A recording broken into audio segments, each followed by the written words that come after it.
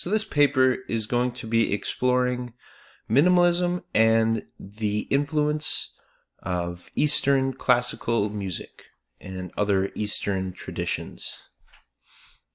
It's going to be delving into the music of Lamont Young, Terry Riley, Steve Reich, and Philip Glass, and how the minimalist composers structured their pieces and how they're influenced by traditional Eastern music, including the lack of traditional Western movement through the lack of harmonic scheme. It'll also explore how minimalist composers use improvisation and drones in their works, which are extensively used in Eastern musical traditions, including Indian classical music.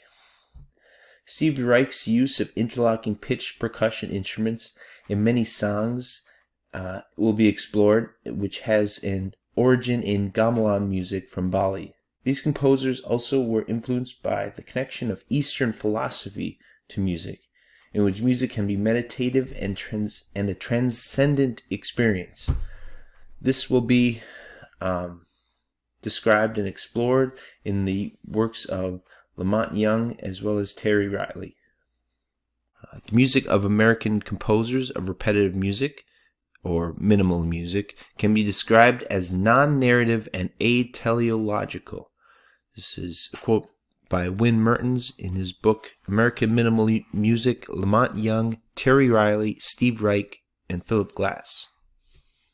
So traditionally, Western classical music has a narrative feel to it.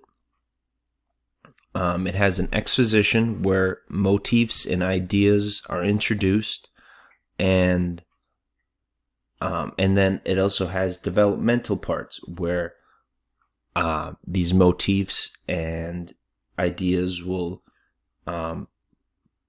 maybe have some conflict or some dissonance, whereas the exposition has more of a consonant feel. And it'll go from consonance in the beginning to a little more dissonance and conflict in the middle, and then at the end it'll have a lot more consonance and stability is the main thing. It also has a teleological structure to it, where there's a determined end goal. Events move in a determined direction. This, as well as the narrative feel, is created through harmonic schemes, which create moments of tension and then relaxation, giving a feeling of movement to them. Eastern traditions generally have a non-narrative structure to them. They don't have a stability and consonance and ideas introduced in the beginning, and then dissonance and conflict is introduced, and then stability is returned to in the end. It also has a ateleological, where there is not this feeling of movement or a determined goal. It is one prolonged event, and there's a feeling of stasis or static where there's not any movement. This is done through drone notes and a lack of a harmonic scheme. Minimalist music tends to be closer, despite being from Western composers, it tends to have a Eastern classical tradition as far as structure. And this is a non-narrative, ateleological, so things don't move to a determined end, nor they go from consonance and stability and introduction of motifs and ideas to a developmental part where there's conflict, dissonance, and tension, and then return to a consonance and stable section. They feel like one prolonged event. There's a lack of movement. There's a feeling of stasis or static movement, or not moving at all. And this is done through a lack of harmonic scheme and drone notes, which is a prominent piece of Eastern classical traditions. So drone notes in the classical tradition are played on a tambura or a suruti box. and they are long and or repeated notes that are played throughout the whole song. This is used extensively in Lamont Young's piece, The Tortoise, His Dreams and Journeys. It is created by layers of drone notes, and he uses perfect fourth, perfect fifth, major second, major sevenths, minor ninths, and occasionally the augmented 11th. And he bars the use of thirds and sixths. By doing this, he creates a feeling of stasis because there's a lack of dissonance and tension, and because there's a constant, stability or consonance, and there's not a leaving of this consonance. It makes it feel it's very static, and there's not a lot of movement created, as in traditional Western music. This also can be heard in 2 pages by Philip Glass. The notes G, C, D, E flat, and F are used exclusively, and they're played in a quick ascending order, and then they are repeated over the course of the piece. Because they are quickly played ascending and then starting over throughout the whole piece, there's a lack of harmonic motion. There's a lack of feeling that we're someplace else, because you're continuing the same pattern. Because of this, there's a static feeling, much like traditional Eastern music. In Western classical traditions, the pieces that are performed are generally composer created, and it is the desire of the performer to perfect what is written on the original score. Improvisation is generally not prominent in most pieces. However, in Eastern classical traditions, the pieces or the performances are generally based off a raga, which is similar to a scale in the West.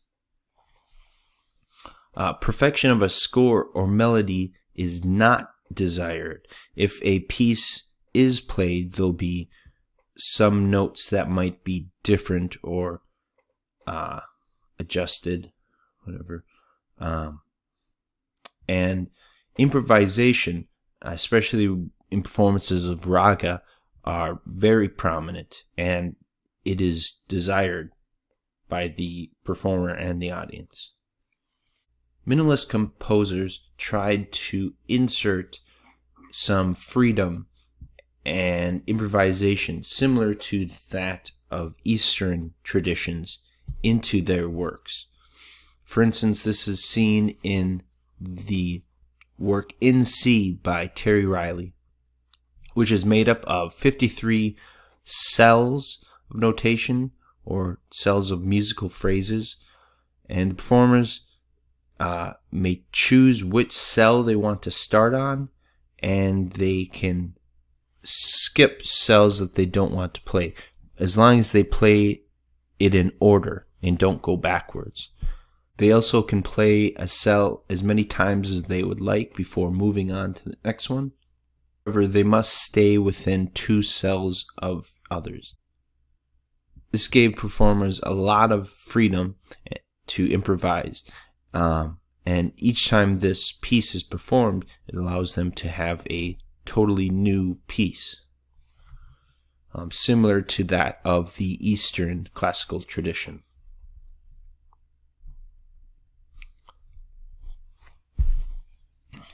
This is also seen in The Tortoise, His Dreams and Journeys by Lamont Young as well. There is a kind of a base of pre-selected drones that are played, and then there's significant improvisation of long tones and drones over the top of them. as long as they stay within the pre-selected notes. And some pieces also, as Lamont Young said, a continuous piece where the notes that are played are based off of the last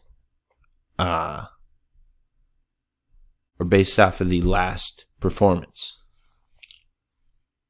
Minimalist composers were not only influenced by music of East India, but of music of Indonesia and Bali. This includes music of the Balinese gamelan tradition, where music is played on sets of pitched percussion instruments, and there is, similar to other Eastern traditions, there's a lack of harmonic scheme. And so this music tends to feel like it's not moving. There's a lot of things going on, but it has a stasis or static movement feeling. Something interesting is the use of interlocking notes. This is done through having notes played on one instrument where there may be a rest in a musical phrase of another instrument. This could be done rhythmically, but many times is done during a melody. This technique creates a melody which spans many instruments and locks them together. Steve Reich used this many times in his work, including his piece Drumming, written in 1970. In this piece, Reich uses his phasing technique, which was originally done through audio recordings played at different speeds. In drumming, however, actual performers played on bongos, and many times throughout this piece, they would play at different speeds.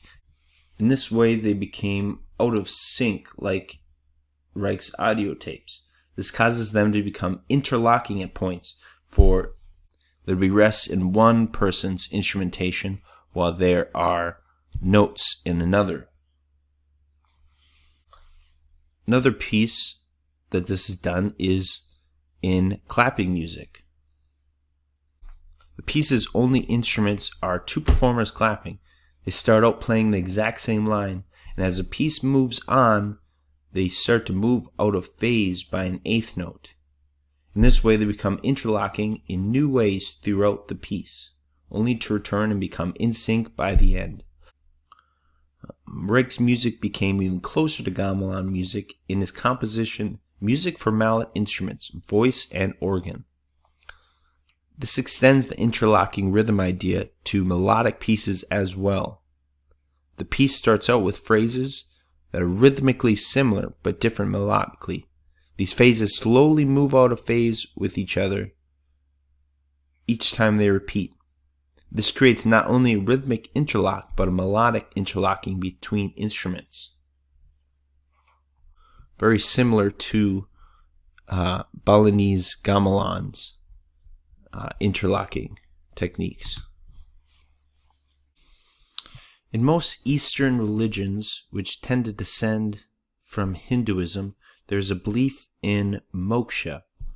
This is the idea that you can find liberation from the suffering of the life and death cycle. And many believe that this may be achieved in your lifetime. Many Eastern classical performers and composers try to create music which is meditative or transcendental, thus liberating the listener during the song. These ideas were incorporated into music of minimalist composers, especially Terry Riley and Lamont Young.